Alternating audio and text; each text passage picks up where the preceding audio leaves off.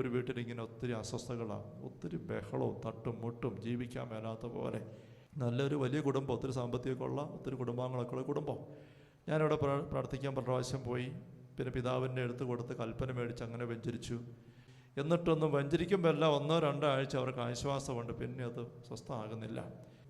ഒരിക്കലും പാലായിലെ Bible convention Thomas Paul brother വന്നപ്പം ബ്രദർ പറഞ്ഞു, നിങ്ങളുടെ വീട്ടിൽ കുർബാന ചെല്ലിക്കും.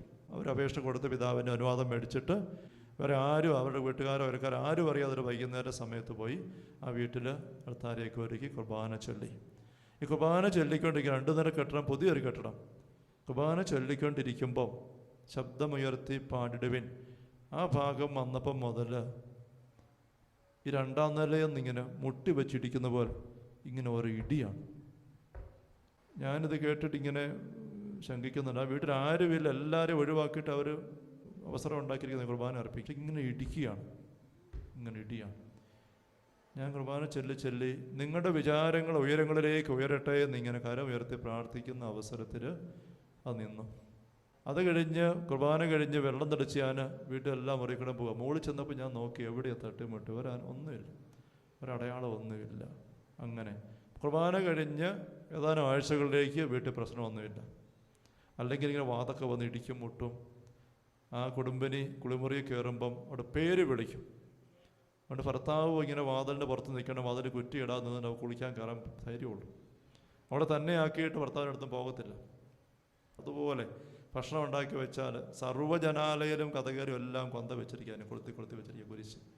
ഭക്ഷണം ഉണ്ടാക്കി വെച്ചാൽ അതിൻ്റെ മുകളിൽ, അടപ്പിൻ്റെ മുകളിൽ ഒരു കൊന്ത വെച്ചിരിക്കും. ഞാൻ ചെയ്തന്നെ ഇങ്ങനെ വെച്ചിരിക്കുന്നത്, അത് വെച്ചില്ല അത് ഭക്ഷണം കേടാവും. കട്ടിലേൽ ഇങ്ങനെ വെച്ചിരിക്കുക കൊന്തയല്ല, അല്ലെങ്കിൽ കിടക്കാൻ വരും മുഴുവൻ ഉറുമ്പായിരിക്കും. ഈ കുർബാന കഴിഞ്ഞപ്പോൾ 1-2 ആഴ്ചയ്ക്ക് സ്വസ്ഥാനം, പിന്നെയും തുടങ്ങി. അപ്പം ഞാനത് പിതാവിനോട് പറഞ്ഞപ്പോൾ അപ്പം പിതാവ് പറഞ്ഞു, ഞാൻ വന്ന് വെഞ്ചരിക്കാം. അവർക്ക് സന്തോഷമായി. അങ്ങനെ ഒരു ദിവസം പിതാവ് ഞാൻ കൂട്ടിക്കൊണ്ട് പോയി. ഒരു ദിവസം വൈകുന്നേരം പിതാവും കൂടെ ഞങ്ങൾ ഒരുമിച്ച് പോയി. ആ വീട് പിതാവ് മുഴുവൻ കയറി ഇറങ്ങി നടന്ന് ചുറ്റും എല്ലാം കണ്ട് വെഞ്ചരിച്ച് അവർ പറഞ്ഞെല്ലാം കേട്ട് 2-3 ആഴ്ചത്തേക്ക് സ്വസ്ഥ വരുന്നു. പിന്നെ ഇതായി. ഞാനിവിടെ മരിദാസ് അച്ഛൻ്റെ അടുത്ത് അന്ന് വരാറുണ്ടായിരുന്നു.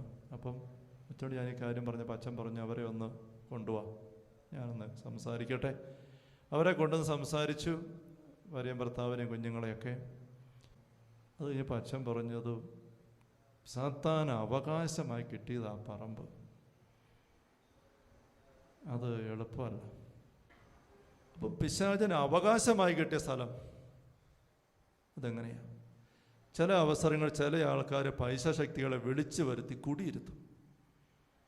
ചില പൂജയൊക്കെ വെച്ച് അവകാശപ്പെടുത്തി കൊടുക്കുകയാണ്.